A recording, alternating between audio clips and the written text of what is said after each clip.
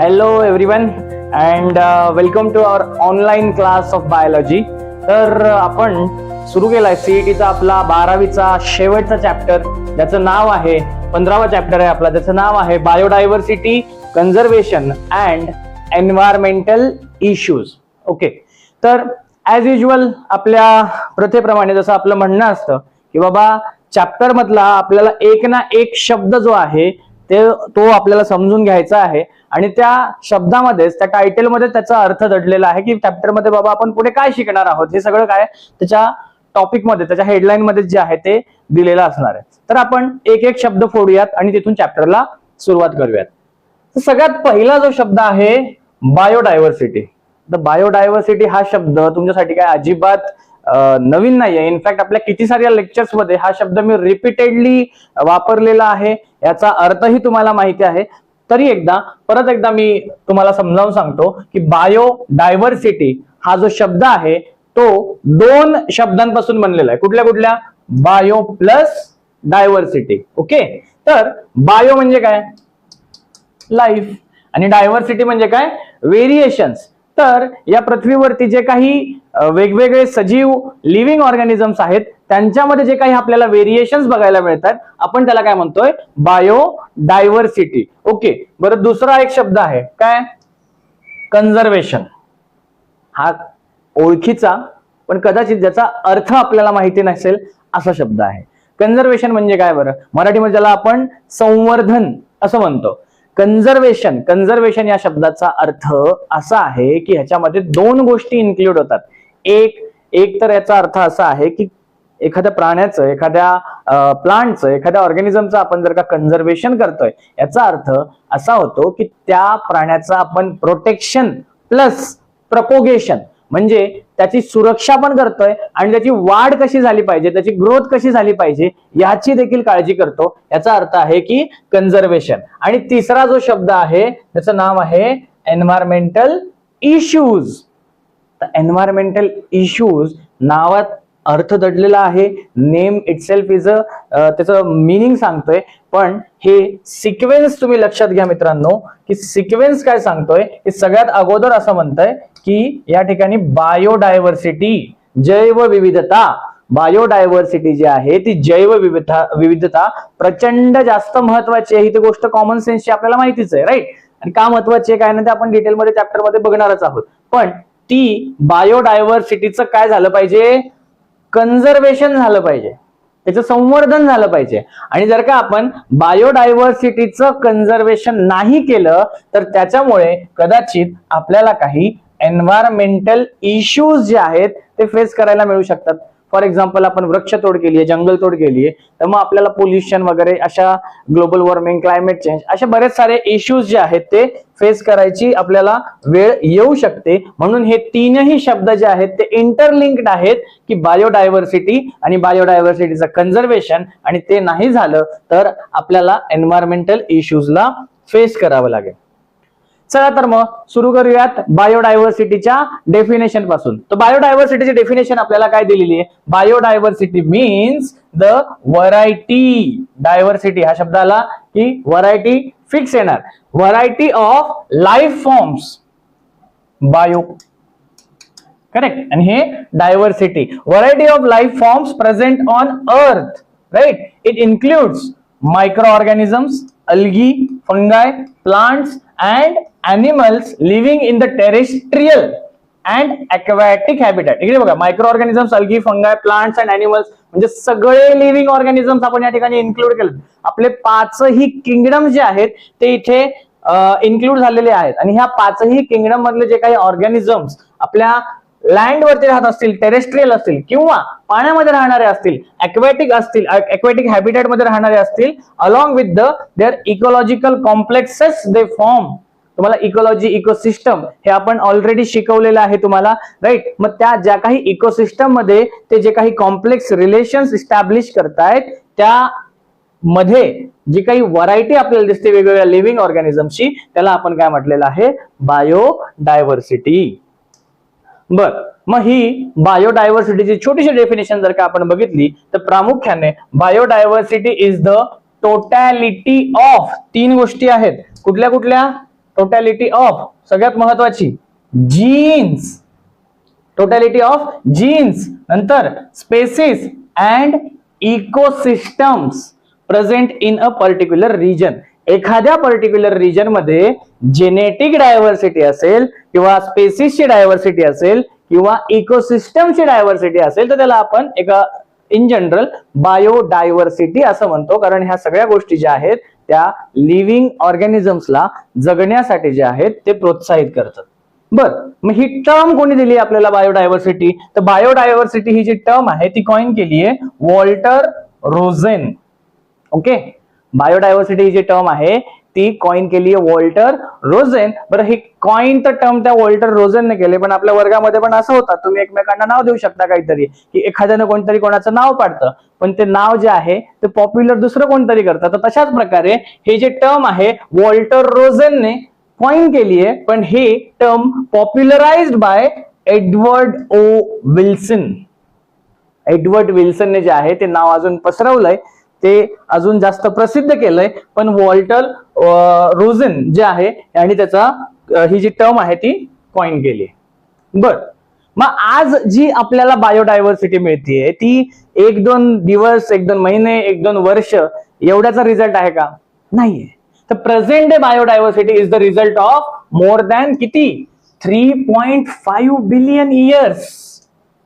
3.5 billion. आपल्याला million billion वगैरे नाही का कन्फ्युजन होतं. 1 मिलियन म्हणजे किती? 10 लाख. आणि 1 बिलियन म्हणजे काय? 1 बिलियन म्हणजे 100 करोड. तर आजची प्रेझेंट डेची जी काही बायोडायव्हर्सिटी आहे it is the result of किती? 3.5 बिलियन म्हणजे 350 वर्षांपेक्षा जास्तचं जे काही इव्हॉल्युशन झालेलं आहे, मेनली शेप्ड बाय द काय? Natural processes.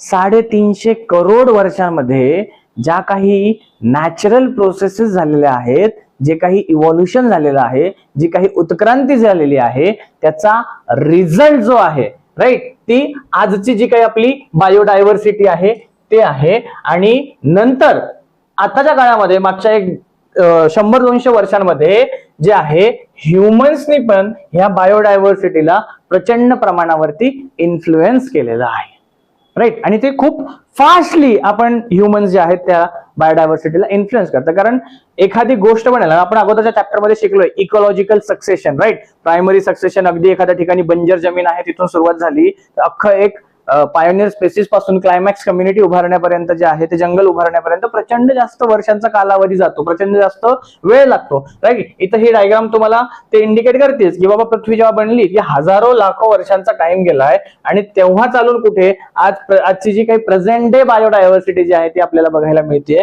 आणि आता इकडे बिल्डिंग्स वगैरे आपण उभारल्यात, ह्युमनचं इंटरफेरन्स खूप जास्त प्रमाणावरती आहे आणि कदाचित ते बायोडायव्हर्सिटीला हार्मफुल आहे. तर आपल्याला ही गोष्ट समजायची गरज आहे, काळाची गरज आहे की आपण बायोडायव्हर्सिटीचं जे आहे ते जतन केलं पाहिजे. बरं, मग पुढचा प्रश्न असा आहे की बाबा बायोडायव्हर्सिटी आहे हे आपल्याला कळतंय, मग बायोडायव्हर्सिटी का आहे? तर Y biodiversity shows the variation. He variation का आहे, डायव्हर्सिटी का आहे? कारण लिव्हिंग ऑर्गॅनिझम जे आहेत ते काही विशिष्ट वेगवेगळ्या गोष्टींमध्ये डिफरन्सेस शो करतात, म्हणून ती व्हरायटी, ती डायव्हर्सिटी आहे. तर मग हे डिफरन्सेस कशामध्ये आहेत? सगळ्यात पहिलं आहे साईज मध्ये. साईज मध्ये literally from microscopic to macroscopic, मायक्रोस्कोपच्या खालीमध्ये आपण अंडरमध्ये जे काही ऑर्गॅनिझम्स अगदी अमिबा, पॅरामेशियम, बॅक्टेरिया वगैरे असतील, तर इथं पासून ते एलिफंट किंवा वेल इतके मोठाले जे आहेत ते अॅनिमल्स, इतकं साईजचं व्हेरिएशन आहे. साईजचं व्हेरिएशन असल्यामुळेच ऑफकोर्स अल्टिमेटली बायोडायव्हर्सिटी जे आहे ते आपल्या मॉर्फोलॉजीमध्ये पण जे आहे ते त्याच्या एक्सटर्नल स्ट्रक्चरमध्ये जे आहे ते व्हेरिएशन बघायला मिळतं. साईज शिवाय अजून काय? शेप, कलर आणि फॉर्म्स मध्ये पण देखील जे आहे त्याच्यात आपल्याला वेगवेगळे रूप बघायला मिळतात, वेगवेगळे कलर्स बघायला मिळतात, आणि वेगवेगळे कलर, वेगवेगळे शेप, वेगवेगळे फॉर्म असल्यामुळे जे आहे ते अजून जास्त डायव्हर्सिटी. याशिवाय मोड ऑफ न्यूट्रिशन अजून एक कारणीभूत असलेलं रिझन आहे बायोडायव्हर्सिटीला. मोड ऑफ न्यूट्रिशन म्हणजे काय? काही ऑर्गॅनिझम जे आहेत ते ऑटोट्रॉपिक आहेत, काही ऑर्गॅनिझम जे आहेत ते हेटेरोट्रॉपिक आहेत. ऑटोट्रॉपिक म्हणजे स्वावलंबी आहेत, जे स्वतःचं अन्न स्वतः बनवू शकतात, फॉर एक्झाम्पल प्लांट्स राईट. आणि काही आपल्यासारखे जे दुसऱ्यांवरती डिपेंडेंट आहेत, अन्नासाठी, दुसऱ्यांवरती म्हणजेच प्लांट्सवरती किंवा दुसऱ्या अॅनिमल्सवरती डिपेंडेंट आहेत, त्यांना आपण काय म्हणतो, परावलंबी किंवा हेटेरोट्रॉप्स. ओके. त्यानंतर जे आहे हॅबिटॅट. हे सगळे ऑर्गॅनिझम कुठल्या ठिकाणी राहतात त्या ठिकाणावरती पण आपण ही डिपेंडन्सी आहे की बाबा पर्टिक्युलर ऑर्गॅनिझम जो आहे तो कसा असेल. फॉर एक्झाम्पल आपण अगोदरच शिकलोय की जे थंड हवेच्या ठिकाणी किंवा थंड ठिकाणी राहणारे ऑर्गॅनिझम्स असतील, जसं नॉर्थ पोलच्या आसपास असतील, युरोपमध्ये असतील, तर तिकडच्या अॅनिमल्सचे जे आहे ती टेल लहान असते, कानं पण लहान होती, स्नोट पण लहान होते, बारीक होते, राईट. आणि वेअरॅज जे ट्रॉपिकल रिजन मध्ये होते, आफ्रिका वगैरे त्या साईडला, जिथे ऊन प्रचंड जास्त प्रमाणावरती आहे, तिथे बॉडीतली हीट जी आहे ती बाहेर गेली पाहिजेत, तिथे जे आहेत ते तिकडचे ऑर्गॅनिझमची एक्झॅक्टली अपोजिट, टेल लांब असेल, कान मोठे असतील, स्नोट लांब असेल, किंवा तिकडे ह्युमन पण बघा आपण बघितले तर एकदम सडपातळ लुकडे असणार आहेत का, तर बॉडीतली हीट जी आहे ती बाहेर पडावीत म्हणून. वेअरॅज युरोपियन लोक जे आहेत ते थोडेसे जाड असतात, फॅटी असतात, कारण हीट कन्झर्व करण्यासाठी, कारण तिकडे जे आहे ते थंडी प्रचंड जास्त प्रमाणावरती. This is how habitat also influence the biodiversity. Okay. यानंतर रिप्रोडक्शन. रिप्रोडक्शन मध्ये पर्टिक्युलर बाबा कुठला ऑर्गॅनिझम जे आहे त्याचं मोड ऑफ रिप्रोडक्शन कसं आहे, सेक्शुअल आहे का असेक्शुअल आहे, दोन्हीचं पण डिटेलमध्ये आपण स्टडी केलेला आहात. असेक्शुअल रिप्रोडक्शनचे पण 7-8 प्रकार आहेत, सेक्शुअल रिप्रोडक्शन पण आपण बघितलं, आणि ह्यामुळे जे आहे ते बायोडायव्हर्सिटी रिस्पॉन्सिबल आहे. यानंतर मॉर्टिलिटी. मॉर्टिलिटी म्हणजे काय, पळत आहे की इकडून तिकडे एखादा ऑर्गॅनिझम जो आहे तो फिरू शकतो का नाही. फॉर एक्झाम्पल अॅनिमल्स जे आहेत ते मोटाईल आहेत, एका ठिकाणाहून दुसऱ्या ठिकाणी ट्रॅव्हल करू शकतात. वेअरॅज प्लांट जे आहेत ते ससाईल किंवा नॉन मोटाईल आहेत, ते जागेवरचे हलू नाही शकत. मग ते जागेवरचे हलू नाही शकत तर अकॉर्डिंगली त्यांची मॉर्फॉलॉजी, अकॉर्डिंगली त्यांचा शेप साईज जो आहे तो ठरणार आहे. आणि प्राणी जे आहेत ते इकडून तिकडे पळतात, आणि मग ते पळतात म्हणून मग तशा प्रकारे, किंवा पक्षी जे आहेत ते उडतात, त्या प्रकारे जे आहेत ते त्यांची बॉडी जी आहे बनणार आहे, त्यांचं जे काय external appearance, internal appearance, anatomy, morphology मध्ये फरक बघायला मिळणार आहे. अल्टिमेटली जे आहे ते आपल्याला बायोडायव्हर्सिटी ह्या कारणामुळे पण बघायला मिळते. शेवटचं कारण होतं की बाबा लाईफ स्पॅन. लाईफ स्पॅन, एखादा ऑर्गॅनिझम जे आहे तो दीर्घ आयुष्य असतो, एखादा जो आहे तो खूप कमी आयुष्याचा असतो, तर ते लाईफ स्पॅन पण जे आहे ते इन्फ्लुएन्स करेल एखाद्या ठिकाणची बायोडायव्हर्सिटी. तर हे काही फॅक्टर्स आहेत जे बायोडायव्हर्सिटी का आहे ह्यासाठी कारणीभूत आहेत. पहिला होता साईज, दुसरा आहे शेप, कलर अँड फॉर्म, तिसरा आहे मोड ऑफ न्यूट्रिशन, नंतर आहे हॅबिटॅट, रिप्रोडक्शन, मॉर्टिलिटी, आणि शेवटचा काय होता, लाईफ स्पॅन. ओके. तर ह्याशिवाय these differences arise because organisms adapt to different environmental conditions. आता हे पर्सनल लेवलवरती, अगोदरच्या स्लाइड मध्ये आपण जे काही बघितलंय की पर्सनल लेवलवरती कसे व्हेरिएशन्स येत आहेत बॉडीमध्ये, मॉर्फॉलॉजी त्यांची, अॅनाटॉमी कशी चेंज होतीये, आपण हे बघितलंय. पण हे चेंज का होतीये त्याचं कारण आहे की पर्टिक्युलर ठिकाणचं क्लायमेट कसं आहे, पर्टिक्युलर ठिकाणची सॉइल कशी आहे, इडॅफिक कंडिशन्स म्हणजे सॉइल रिलेटेड कंडिशन्स, त्या ठिकाणची टोपोग्राफी कशी आहे. टोपोग्राफी म्हणजे काय, आपण अर्थच्या क्रस्टचा जो काही अभ्यास आहे त्याला टोपोग्राफी म्हणतो. की बाबा एखाद्या ठिकाणी मैदानी प्रदेश आहे, एखाद्या ठिकाणी पठार आहेत, डोंगर आहेत, किंवा खाली खड्डा आहे, तर ते त्याला आपण टोपोग्राफी म्हणतो. आणि काही जिओग्राफिक कंडिशन्स, का कुठे सनलाईट जास्त आहे, कमी आहे, सनलाईटच्या अब्सेन्स प्रेझेन्समुळे जे आहे तिथे रेनफॉल जास्त असणार आहे का कमी असणार आहे. तर ओव्हरऑल अशा ह्या जे काही कंडिशन्स आहेत, क्लायमॅटिक, इडॅफिक, टोपोग्राफिक आणि जिओग्राफिक कंडिशन्स, ह्याच्यामुळे जे आहे ते पर्टिक्युलर ठिकाणचे ऑर्गॅनिझम्स पर्टिक्युलर पद्धतीने अडॅप्टेशन्स करतील, आणि पर्टिक्युलर अडॅप्टेशनसाठी पर्टिक्युलर प्रकारचे बदल त्यांच्यामध्ये होणार आहेत, त्या पर्टिक्युलर प्रकारची व्हेरिएशन त्यांच्यामध्ये आपल्याला बघायला मिळणार आहे. This variations are nothing but a biodiversity. Okay. आणि हे गरजेचं का आहे बरं का, हे अडॅप्टेशन्स का गरजेचे आहेत, कारण त्यांच्या सर्व्हायव्हलसाठी, त्यांना तुम्हाला जर का जगायचं असेल तर बदलत्या काळानुसार तुम्हाला बदलणं अपेक्षित आहे, गरजेचं आहे. आणि ह्या ऑर्गॅनिझमला सर्व्हाइव्ह करायचं आहे. आता काय आपणच बदललं ना बघा, की आता ऑफलाईन शिकवत होतो आणि आता तुम्ही इकडे अवेलेबल नाहीयेत म्हणून आता ऑनलाईन वरती शिफ्ट झालोय, राईट. मग आता ऑनलाईन वरती मी आता तुम्हाला ऑनलाईन शिकवत आहे, तर आता काळानुसार जे आहे, गरजेनुसार जे आहे ते आपण बदललोय, अडॅप्ट झालंय. आपलं शिक्षण थांबलंय का, नाहीये. मग तसंच जे काही climate over the period of time बदलतंय, माती बदलते, सॉइल बदलते, टॉपोग्राफी बदलते, जिओग्राफी बदलते, आणि मग हे जे काही बदल आहे या बदलानुसार ऑर्गॅनिझम पण बदलले पाहिजेत, आणि त्या बदलांमुळे तिथे ते जे काही अडॅप्टेशन करतील त्यामुळे त्यांच्या सर्व्हायव्हलला हेल्प होणार आहे, आणि प्लस ते रिप्रोड्यूस करू शकतील, आणि ते रिप्रोड्यूस करू शकतील म्हणजे त्यांच्या नेक्स्ट जनरेशन पण येतील, ती स्पेसिस जी आहे ती धोक्यात येणार नाही. त्यामुळे बायोडायव्हर्सिटी प्रचंड जास्त गरजेची आहे. मी रिपीटेडली खूप वेळा ही गोष्ट सांगितलेली आहे की बायोडायव्हर्सिटी जी आहे ती जेवढी कॉम्प्लेक्स असेल, जेवढी जास्त प्रमाणावरती बायोडायव्हर्स असेल, जितक्या जास्त फूड चेन्स, फूड वेब असतील, तितकी ती एखादी इकोसिस्टम जी आहे ती स्टेबल असेल. ओके, तर हे सगळं काही जे आहे ह्यामुळे अल्टिमेटली आपल्याला व्हेरिएशन्स मिळतात, आणि त्याच व्हेरिएशनला, त्या सजीवांमध्ये असलेल्या व्हेरिएशनला आपण काय म्हणतोय, बायोडायव्हर्सिटी. नेक्स्ट, की बाबा ही जी काही बायोडायव्हर्सिटीची गोष्ट मी केलेली आहे, ती बायोडायव्हर्सिटी जी आहे ती काही 3 वेगवेगळ्या लेवल्स मध्ये आपल्याला बघायला मिळते. ओके, ते 3 वेगवेगळ्या लेवल्स मध्ये बघायला मिळते. तर ह्या डायग्राम बघून तुम्हाला काय वाटतं की बाबा ह्या कुठल्या लेवल्स असतील, कुठले प्रकार असतील ज्याच्यामध्ये आपण हे बायोडायव्हर्सिटी बघणार आहोत? इकडे डीएनए चे चित्र दिलेलं आहे, डायग्राम दिलेला आहे, राईट. तर ह्याच्यावरून ही गोष्ट तर तुम्हाला लक्षात यायला पाहिजे की बाबा हे पहिले जे काही पिक्चर आहे हे आपल्याला सांगतोय की बायोडायव्हर्सिटी जी आहे ती जेनेटिक लेवलवरती पण आहे. करेक्ट. दुसरं इथे बऱ्याच साऱ्या अॅनिमल्सची स्पेसिस दिसते, काही बर्ड्स पण दिसत आहेत, वेगवेगळ्या स्पेसिस दिसत आहेत. याचा अर्थ बायोडायव्हर्सिटीची दुसरी लेवल जी आहे it is the species level. Correct. आणि तिसरं जे आहे या ठिकाणी आपल्याला एक मोठी टेरिटरी दिसतंय, एक मोठं बायोम दिसतंय, आणि या बायोम मध्ये बऱ्याच साऱ्या काय आहेत, इकोसिस्टम आहेत. फॉर एक्झाम्पल इथे एक डोंगर आहे, इथे फॉरेस्ट आहे, इथे नदी आहे.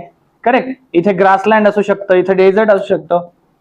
तर अशा बऱ्याच मोठ्या रिजन वरती जे आहे ते वेगवेगळ्या इकोसिस्टम्स आहेत, आणि अशा वेगवेगळ्या इकोसिस्टम्स असल्यामुळे जे आहे ती इथे ह्या 3 लेवलवरती आपण जे आहे ते बायोडायव्हर्सिटी आपल्याला बघायला मिळते, आणि तेच आपण डिटेलमध्ये बघूया.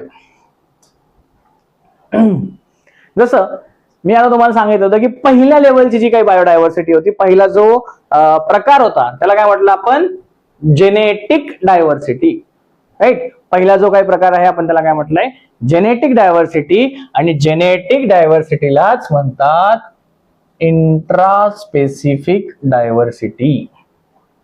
हे का म्हटलं असेल इंट्रास्पेसिफिक डायव्हर्सिटी, असं का म्हटलं असेल जेनेटिक डायव्हर्सिटीला, मला सांगा. इंट्रास्पेसिफिक 2 शब्द आहेत. कुठला? इंट्रा आणि स्पेसिफिक. इंट्रा म्हणजे आतल्या आत, स्पेसिसच्या आतल्या आत. सेम स्पेसिस मध्ये जर का डायव्हर्सिटी आहे, विविधता आहे, त्यांच्या जीन्स मध्ये व्हेरिएशन आहे, तर त्याला आपण काय म्हणतोय, इंट्रास्पेसिफिक. कारण जेनेटिक डायव्हर्सिटी जीन्सची गोष्ट करतोय. जीन कुठे आहे, एखादा ऑर्गॅनिझम आहे त्याच्यामध्ये सेलच्या आत न्यूक्लियस, न्यूक्लियसच्या आत डीएनए वरती असणार जीन्स. म्हणजेच सेमच स्पेसिस आहे. फॉर एक्झाम्पल सेमच ह्युमनची स्पेसिस आहे, पण सेमच ह्युमनच्या स्पेसिस मध्ये इंट्रास्पेसिस मध्ये जर का त्यांच्या जीन्स मध्ये व्हेरिएशन असेल. आता एवढे सारे लोक आहेत बघा, आपण आपली ह्युमन स्पेसिस आहे पण आपण वेगवेगळे दिसतोय, वेगवेगळे आहोत. याचं कारण असं आहे की आपले जीन्स जे आहेत, आपला डीएनए जो आहे तो वेगळा आहे. That's why call it as a genetic diversity. Okay. Genetic diversity, it is the diversity in the number. Right. Number, जीन्सच्या नंबर मधले पण variation, and types of genes आणि chromosome within a species. Correct. Number, त्याचे types आणि chromosome मध्ये जो काही बदल असणार आहे, डीएनए लेवलवरती जो काही व्हेरिएशन्स आपल्याला बघायला मिळणार आहे, त्याला आपण जेनेटिक डायव्हर्सिटी म्हणतो. आणि ह्याच्यामुळे आपल्याला काय मिळत आहेत, variation among individuals of the same species. Right. सेमच स्पेसिस असेल तरी पण त्यांच्यामध्ये प्रचंड प्रकारचे व्हेरिएशन्स, बदलाव आपल्याला बघायला मिळतात, कारण त्यांच्या जीन्स मध्ये, त्यांच्या डीएनए मध्ये जे आहे ते व्हेरिएशन आहे. ओके. याशिवाय काय होतं, variation among the populations adapted to the local condition. Population तुम्हाला माहिती आहे, सेम स्पेसिसच्या ऑर्गॅनिझमला आपण पॉप्युलेशन म्हणतो. करेक्ट. बरं का, पॉप्युलेशन सेमच ठिकाणी राहत असेल.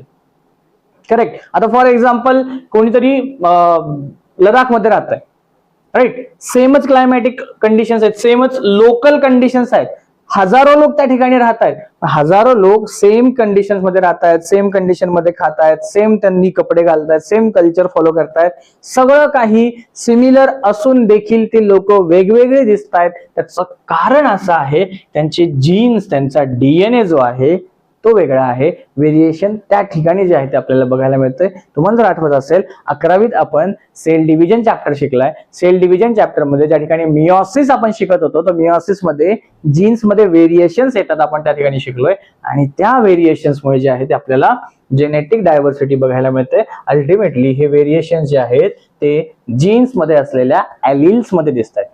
ॲलिल काय प्रकार आहे? ॲलिल काय प्रकार आहे? टेक्निकली तो जो काय आपले जेनेटिक्सचे चॅप्टर आहेत तिकडे ह्याचं हे डिटेल मध्ये शिकवेल मी, पण ॲलिल काय ते थोडक्यात तुम्हाला सांगतो. ॲलिल म्हणजे काय? अल्टरनेटिव्ह फॉर्म्स ऑफ जीन, त्याला आपण ॲलिल म्हणतो. म्हणजेच काय? बाबा हे बघा, आपल्याला सेल माहिती आहे, सेलमध्ये न्यूक्लियस, न्यूक्लियसमध्ये डीएनए. आता हे डीएनए जे आहे ते एखादा कॅरेक्टर कोड करतंय. करेक्ट. फॉर एक्झाम्पल हाईटचं कॅरेक्टर आपण घेतलं, फॉर एक्झाम्पल हाईटचं कॅरेक्टर घेतलं, आणि हाईटचं कॅरेक्टर जर का आपण कन्सिडर केलं तर ह्याला जीन्स वाईज डिनोट करतात टी या अल्फाबेट लेटरनी.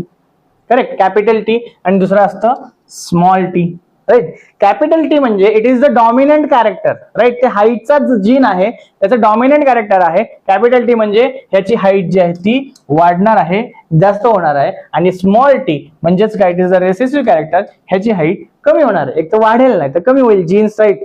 मग ह्या अल्टरनेटिव्ह फॉर्म ऑफ जीन्स, एकतर हे होईल नाही तर एकतर हे होईल, ह्यालाच काय म्हणतायत? ॲलिल्स म्हणतायत. आणि हे ॲलिल्सच व्हेरिएशन जे आहे ते आपल्याला जेनेटिक डायव्हर्सिटी मध्ये बघायला मिळतं. ओके. पुढे ह्याचं काय महत्व आहे बाबा? तर याचं महत्व आहे it helps in continuation of the species. हे जर का होत राहिलं, ही जर का डायव्हर्सिटी राहिली तर तो तिच्यामुळे स्टेबिलिटी येणार आहे, आणि स्टेबिलिटी असेल तर ऑर्गॅनिझम रिप्रोड्यूस करू शकतील, आणि रिप्रोड्यूस करू शकतील तर ह्या स्पेसिसचं कंटिन्युएशन राहील, ते कंटिन्युअसली या पृथ्वी तलावरती जगू शकतील, अदरवाईज ते एक्सटेंड होऊ शकतात. दुसरं काय महत्व आहे बाबा? It increases the chances of survival under changing environmental conditions. Genetic diversity असेल तर पर्टिक्युलर ऑर्गॅनिझम जे आहे तो जगू शकतो, त्याचे सर्व्हायव्हलचे चान्सेस जे आहेत ते वाढतील, आणि जो काही क्लायमेट चेंज होतो त्याच्यानुसार ते लोक तिथे अडॅप्ट करतील स्वतःला, आणि ह्या त्यांच्या सर्व्हायव्हलसाठी जे आहेत ते चान्सेस वाढतील. त्याशिवाय अजून काय? It causes the individual differences, त्यांच्यामध्ये आपसात बदल जे आहेत ते आपल्याला बघायला मिळतील. इमॅजिन करा, आपण सगळेजण 100% सेम टू सेम दिसत असतो, सेम टू सेम बोलत असतो, सेम टू सेम राहत असतो. जी विविधता आहे, डायव्हर्सिटी नसते, तर आपल्याला कशी असते ती दुनिया, ते इमॅजिन करा. तर हे जे काही व्हेरिएशन्स जे आहेत, ते जे काही बदल आहेत त्याला कारणीभूत आहेत हे जेनेटिक डायव्हर्सिटी. आणि नंतर शेवटचं आहे it provides raw material for the evolution. Raw material, कच्चा माल प्रोव्हाइड करताय कशासाठी? इव्हॉल्युशन साठी. इव्हॉल्युशन साठी प्रोव्हाइड केलेला कच्चा माल, रॉ मटेरियल. असं का म्हटलेलं आहे बरं? कारण हे जे काही छोटे छोटे व्हेरिएशन्स येत आहेत, छोटे छोटे जेनेटिक लेवलवरती व्हेरिएशन्स येत आहेत, over the period of time चालून ह्याचंच इव्हॉल्युशन होणार आहे. And that's why it is the evolution झाल्यानंतर एखादी नवीन स्पेसिस पण फॉर्म होऊ शकते, ज्याला आपण स्पेसिएशन पण असं म्हणतो. आणि ते it is the more stable, बदलत्या काळानुसार ते अडॅप्ट करून घेईल, चेंजेस करून घेईल, अजून व्हेरिएशन्स येतील, आणि अल्टिमेटली इव्हॉल्युशन पण होऊ शकतं. त्यामुळे जेनेटिक डायव्हर्सिटी जी आहे ती महत्वाची आहे. एक्झाम्पल दिलेले आहेत. आता इकडे काय एक्झाम्पल आहे की इंडियामध्ये जे आहे मँगोच्या, आपण आंबाच आहे, सेमच स्पेसिस आहे, पण मँगोच्या जवळपास किती? 1000 व्हरायटी आहेत. आवडतात ना मँगो? तर इंडियामध्ये मँगोच्या 1000 व्हरायटी आहेत, आणि ह्याच्या 1000 असू द्यात, पण राईस आणि व्हीट, राईट, गहू आणि तांदूळ जे आहेत त्याच्या जवळपास 50,000 पेक्षा जास्त व्हरायटीज इंडियामध्ये आहेत. आपल्याला क्रॉप प्रोडक्शन वाढवण्यासाठी वेगवेगळे सायंटिस्ट आपण रिसर्च करतात आणि त्यात जे काही डायव्हर्स जीन ऍड ऑन झालेले आहेत त्यामुळे इतक्या प्रकारच्या व्हरायटीज ज्या आहेत त्या आपल्याला इंडियामध्ये बघायला मिळतात. ओके,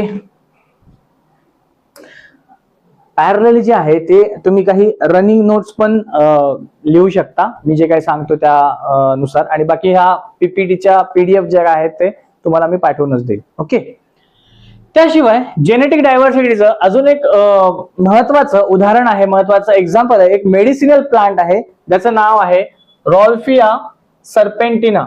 त्याला इंडियन स्नेक रूट किंवा मराठीमध्ये त्याला म्हणतात सर्पगंधा. ज्याचं नाव आहे सर्पगंधा.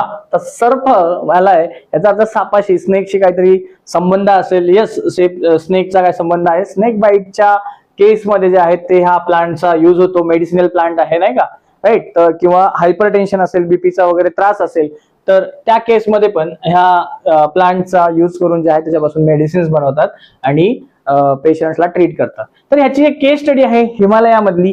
हे प्लांट जे आहे ते प्रामुख्याने हिमालयन रिजन्स मध्ये जे आहे ते इंडियाच्या आढळतं. आणि ह्या प्लांट्स मध्ये नेमका काय, कुठला पदार्थ आहे? हे रेझरपाईन नावाचं केमिकल आहे जे ह्याच्यामध्ये आढळतं. तेच आपल्याला एरिया ऑफ इंटरेस्ट आहे. हे रेझरपाईन नावाचं जे काही केमिकल आहे ज्याच्यापासून आपण मेडिसिन्स बनवणार आहोत. तर इकडे सायंटिस्ट लोकांना आढळलं की सेमच प्लांट आहे. करेक्ट, सेमच प्लांट आहे, सेमच स्पेसिस आहे, पण ते वेगवेगळ्या ठिकाणावरती असेल, प्लेस टू प्लेस, वेगवेगळ्या ठिकाणात हिमालयातला असेल तर वेगवेगळ्या ठिकाणानुसार त्याच्यामधलं हा रेझरपाईन जो काही केमिकल होता त्याचा कंटेंट जो आहे तो चेंज होतोय लोकेशन वाईज.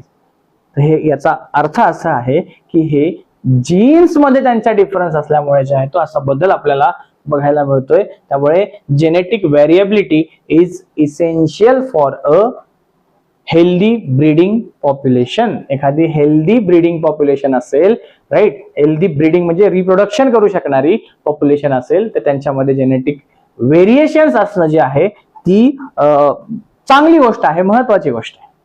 ओके, यानंतर दुसऱ्या प्रकारची, दुसऱ्या लेवलची डायव्हर्सिटी जिचं नाव आहे स्पेसिस डायव्हर्सिटी. आपण 3 लेवल बघतोय, राईट, बायोडायव्हर्सिटीच्या. पहिली कुठली होती? Genetic diversity. दुसरी आहे आता स्पेसिस डायव्हर्सिटी. आणि पुढची जी बघणार आहोत it is the ecosystem diversity. Okay, तर स्पेसिस डायव्हर्सिटी अगोदर आपण तुम्हाला म्हटलं होतं genetic diversity is the intraspecific. मग आता ही कुठली असेल? इंटरस्पेसिफिक. 2 वेगवेगळ्या स्पेसिस मध्ये असणारी, 2 ऍब्सोल्युटली वेगवेगळ्या स्पेसिस मध्ये असणारी डायव्हर्सिटी जी आहे त्याला आपण इंटरस्पेसिफिक डायव्हर्सिटी असं म्हणतो. फॉर एक्झाम्पल, एखादा कुत्रा आहे, एखादा वाघ आहे, ह्या दोघांमध्ये जी काही डायव्हर्सिटी, हे ऍब्सोल्युटली 2 वेगवेगळ्या स्पेसिस आहेत, त्यांच्यामध्ये जे काही बदल आपल्याला बघायला मिळतोय it is the interspecific diversity किंवा त्याला आपण स्पेसिस डायव्हर्सिटी असं म्हणतो. It is the diversity in the number of plants and animal species present in a region. तर हे फक्त आपण अॅनिमलच्याच कॉन्टेक्स्टने नाही तर प्लांटच्या पण कॉन्टेक्स्टने बघतोय की प्लांटच्या 2 ऍब्सोल्युटली वेगवेगळ्या स्पेसिस आहे. एखादा लिंबाचं झाड आहे, एखादा आंब्याचं झाड आहे, 2 ऍब्सोल्युटली 2 वेगवेगळ्या स्पेसिस आहेत. ह्यांच्यामध्ये जी काही आपल्याला डायव्हर्सिटी बघायला मिळते it is the species diversity. तर ह्या स्पेसिस डायव्हर्सिटीच्या मध्ये पण 2 कॉन्सेप्ट आहेत, 2 टर्म्स आहेत. ते एक पहिली जी टर्म आहे it is the species richness आणि दुसरी जी आहे ती स्पेसिस इव्हननेस. इकडे थोडस विशेष लक्ष द्या. झोपला बिपला असाल तर उठा आणि ह्या 2 कन्सेप्ट लक्षात घ्या. स्पेसिस रिचनेस म्हणजे काय? तर number of different species present. एखाद्या रिजन मध्ये वेगवेगळ्या प्रकारच्या किती स्पेसिस आहेत it is called species richness. आता ह्या डायग्राम मध्ये बघा, इथे एक टायगर दिसतंय, एक बर्ड दिसतंय, एक फ्रॉग दिसतंय, एक डिअर दिसतंय. ह्या सगळ्या 4ही वेगवेगळ्या प्रकारच्या स्पेसिस आहेत. वेगवेगळ्या स्पेसिसची डायव्हर्सिटी हे डिफरंट वेगवेगळ्या ज्या काही स्पेसिस आहेत त्या दिसत आहेत आणि त्या खूप वेगवेगळ्या प्रकारच्या स्पेसिस असणं ह्याला स्पेसिस रिचनेस म्हणतात. आलं लक्षात? Right. Whereas species evenness, even म्हणजे काय, समसंख्या असं म्हणतो, राईट. समसंख्या, species evenness is the number of individuals of different species. या डिफरंट स्पेसिसचे किती नंबर ऑफ इंडिव्हिज्युअल्स आहेत आणि इव्हनली समांतररित्या ते कसे डिस्ट्रीब्युटेड आहेत त्याला आपण स्पेसिस इव्हननेस म्हणतो. फॉर एक्झाम्पल इथे 4 वेगवेगळ्या प्रकारच्या स्पेसिस आहेत, पण इथे 2च स्पेसिस दिसत आहेत, एक फ्रॉगची एक बर्डची, त्या 2च स्पेसिस दिसत आहेत, पण ह्यांचे आपण इथे नंबर काउंट करतो. हे पण 3 आहेत आणि ह्या पण 3च आहेत, म्हणजे ही स्पेसिस इव्हननेस जास्त शो करते. बट वेअरएज इथे 4 वेगवेगळ्या प्रकारचे ऍब्सोल्युटली स्पेसिस आहेत, इथे स्पेसिस रिचनेस शो होते. ओके, ही स्पेसिस रिचनेस आहे, ही स्पेसिस इव्हननेस आहेत. आता इथे थोडंसं तुमचं अजून कन्फ्युजन असं होऊ शकतं, कसं काय बाबा. फॉर एक्झाम्पल मी तुम्हाला इथे ए हॅबिटॅट दिलंय, इथे बी हॅबिटॅट दिलं. आता ए हॅबिटॅट मध्ये जर का 10 टायगर असतील, 10 एलिफंट असतील आणि 10 डॉग असतील, आणि बी हॅबिटॅट मध्ये जे आहेत ते 2 बर्ड्स आहेत, 3 टायगर आहेत, 4 काय एलिफंट आहेत, राईट. इथे डॉग होतं ना, सॉरी, हा, आणि 1 डॉग आहे आणि 2 काय असेल एखादा, चला गाढव घ्या, डॉंकी. ओके, तर इथे बघा ह्यांची संख्या तुलनेनं कमी आहे, की 2 आणि 3 5 आणि 4 9 10 11 12. ओके, आणि इथे 30. तर ह्यांची संख्या जास्त आहे, करेक्ट. ह्यांची संख्या कमी आहे, यांची संख्या कमी आहे, पण इथे डायव्हर्सिटी जास्त आहे. इथे वेगवेगळ्या स्पेसिस आहेत, ज्या ह्या सगळ्या स्पेसिस ज्या आहेत त्या ऍब्सोल्युटली वेगवेगळ्या आहेत, यांची डायव्हर्सिटी जास्त आहे. याचा अर्थ या ठिकाणी स्पेसिस रिचनेस जी आहे ती जास्त आहे. पण या ठिकाणी 3च स्पेसिस आहेत, पण त्या समांतर संख्येत आहेत किंवा समांतरच्या आसपास संख्या. जर ह्या संख्या 9 असतं, हे 8 असतं, हे 7 असतं, तरी पण ह्या जवळपासच्या संख्या आहेत, त्यामुळे इथे समांतर इव्हननेस जी आहे ती जास्त आहे. दॅट्स वाय या ठिकाणची species evenness is more, but या ठिकाणची species richness is more. Okay, चलो ह्याचे काही एक्झाम्पल दिलेले आहेत. पहिलं एक्झाम्पल आहे की बाबा एम्फिबियन डायव्हर्सिटीचे जे काही उभयचर प्राणी आहेत त्यांची डायव्हर्सिटी जी आहे ती वेस्टर्न घाट्स मध्ये जास्त आहे. जे काही एम्फिबियन्स आहेत त्यांची डायव्हर्सिटी वेस्टर्न घाट्स, राईट. आपला सह्याद्री हे महाराष्ट्र ते खाली कर्नाटक केरळ पर्यंत जो काही जातोय तो वेस्टर्न घाट जे आहे तिकडे एम्फिबियनची डायव्हर्सिटी जास्त आहे. डायव्हर्सिटी शब्द आलाय याचा अर्थ या ठिकाणी स्पेसिस रिचनेस हे जास्त आहे. वेअरएज दुसरं उदाहरण जे काही दिलेलं आहे की natural undisturb tropical forest, tropical region मधले रेन फॉरेस्ट असतील, it show greater species richness than the monoculture timber plantation. हे जे काही ट्रॉपिकल रेन फॉरेस्ट असेल, ट्रॉपिकल रिजन मधलं फॉर एक्झाम्पल अमेझॉन फॉरेस्ट जर असेल ते अनडिस्टर्ब असेल, ते प्रचंड वेगवेगळ्या प्रकारच्या स्पेसिस ज्या आहेत त्या जन्माला येतील आणि त्या ठिकाणी जे आहे ते स्पेसिस रिचनेस जास्त असेल. पण जर का आपण एक प्रॉपर केलेलं प्लांटेशन असेल, राईट, शेती असेल, तर शेतीमध्ये मोनोकल्चर असणार आहे. मोनो म्हणजे सिंगल प्रकारचेच क्रॉप्स खूप जास्त प्रमाणावरती आपण लावतोय. इथे स्पेसिस इव्हननेस जास्त आहे पण स्पेसिस रिचनेस अजिबात नाहीये, कारण एकाच प्रकारचे झाड जे आहे ते या ठिकाणी आहे, तर इथे स्पेसिस इव्हननेस जास्त आहे. वेअरएज ट्रॉपिकल रेन फॉरेस्ट मध्ये जे आहे ते स्पेसिस रिचनेस जास्त आहे. Species richness show more biodiversity. आणि ही डायव्हर्सिटी जी आहे ती प्रचंड जास्त प्रमाणावरती इंडियामध्ये आपल्याला बघायला मिळतंय. That's why India is among the 15 nations rich in the species diversity. Species diversity मध्ये खूप जास्त प्रमाणावरती ज्या ठिकाणी स्पेसिस ज्या काय बघायला मिळतात जगभरात, त्यातल्या one of the top 15 nations पैकी इंडिया पण एक नेशन आहे. चला, आता शेवटची जी काही डायव्हर्सिटी होती इट वॉज द इकोलॉजिकल किंवा इकोसिस्टम डायव्हर्सिटी. इकोसिस्टम म्हणजे काय ते तुम्हाला माहिती आहे चांगल्यानेच, राईट. इकोसिस्टम म्हणजे काय की बाबा एखादं असं functional unit of the nature ज्या ठिकाणी बायोटिक आणि अबायोटिक फॅक्टर्स मध्ये इंटरॅक्शन होत आहेत आणि ते युनिट काहीतरी रन होत आहे, त्याला आपण इकोसिस्टम असं म्हणतोय. तर त्या इकोसिस्टम्स मध्ये जी काही वेगवेगळ्या प्रकारची बायोडायव्हर्सिटी आपल्याला बघायला मिळते त्याला आपण इकोसिस्टम डायव्हर्सिटी म्हणतात. It refers to the diversity of different ecosystems और हॅबिटॅट्स. इकोसिस्टम मध्ये लोक राहतात ना, म्हणून त्याला आपण हॅबिटॅट म्हणतोय. Within a geographical area, right. and each ecosystem contains distinct but interlinked species based on the habitat differences. A region may contain one or many ecosystem. For example, एखादा ecosystem एखादा लार्ज एरिया आहे, त्या ठिकाणी खूप साऱ्या वेगवेगळ्या ecosystems असू शकतात. फॉर एक्झाम्पल एखाद्या ठिकाणी त्या ठिकाणी एक झाड आहे, मी तुम्हाला सांगितलं होतं की झाड it self also a ecosystem. एक ट्री एक इकोसिस्टम असू शकतं, कारण ते खूप साऱ्या लोकांना जगायला जे आहे ते हॅबिटॅट प्रोव्हाइड करते. फॉर एक्झाम्पल तिथे इन्सेक्ट असतील, इन्सेक्टला खाणारे बर्ड्स येतील, राईट. तिथे प्लांटचे फ्रुट्स पण खाणार आहेत, तेच बर्ड्स खाली जाऊन दुसरं काही ऑर्गॅनिझम जे आहेत ते पण खाऊ शकतील. तर ते प्लांट जे आहे एक इकोसिस्टम आहे प्रॉपर. आता इमॅजिन करा त्याच प्लांटच्या शेजारी एक नदी वाहते, ती नदी पण एक इकोसिस्टम आहे, त्याच्यामध्ये काही मासे असतील, राईट. त्या नदीच्या शेजारी पलीकडे एखादा डोंगर आहे, तर ते डोंगर पण एक इकोसिस्टम आहे. तिथे बाजूला एखादं जंगल आहे, ते फॉरेस्ट पण एक इकोसिस्टम आहे. फॉरेस्टच्या पाठीमागे लागून एखादं ग्रासलँड आहे, ते पण इकोसिस्टम आहे. तर एकाच रिजन मध्ये अशा खूप साऱ्या वेगवेगळ्या इकोसिस्टम जे काही बघायला मिळतात, आपण त्याला इकोसिस्टमची डायव्हर्सिटी आपण म्हणतोय. It is nothing but ecosystem diversity. आणि इथे हे पण सांगितलंय की प्रत्येक इकोसिस्टमची एखादी डिस्टिंक्ट म्हणजे काय एकदम ओळखून येणारी स्पेसिफिक स्पेसिस असू शकते किंवा पर्टिक्युलर ऑर्गॅनिझम. समजा मासे जे आहेत ते रिव्हर इकोसिस्टम मध्येच राहणार आहेत, बर्ड्स आहेत ते प्लांटच्या आसपास राहणार आहेत, राईट. पर्टिक्युलर जे काही इकोसिस्टम असेल त्याचे डिस्टिंक्ट अशी त्याची स्पेसिस असू शकते, बट ही स्पेसिस जे आहे ते इंटरलिंक स्पेसिस असू शकते दुसऱ्या इकोसिस्टम सोबत. कशी काय, झाडावरचा पक्षी आहे तर खाली येऊन मासे पण खाऊ शकतो दुसऱ्या इकोसिस्टम मधले. तर this is how they are distinct but interlink. तर ह्या इकोसिस्टम मध्ये जे काही आपल्याला डायव्हर्सिटी बघायला मिळते त्याला आपण इकोसिस्टम डायव्हर्सिटी म्हणतो. आणि याचे एक्झाम्पल्स आहेत इंडियामध्ये तर प्रचंड जास्त प्रमाणावरती आहेत. काय काय इंडियामध्ये आपल्याला डेझर्ट बघायला मिळतं, रेन फॉरेस्ट बघायला मिळतं, डेसिडियस फॉरेस्ट आहेत, आपल्याकडे इश्युरीज आहेत. तुम्हाला सांगितलं जिथे नदी समुद्राला मिळते त्याला काय म्हणतात, इश्युरी. आणि नंतर वेटलँड्स आहेत, ग्रासलँड जे आहेत ते हे याचे एक्झाम्पल आहेत.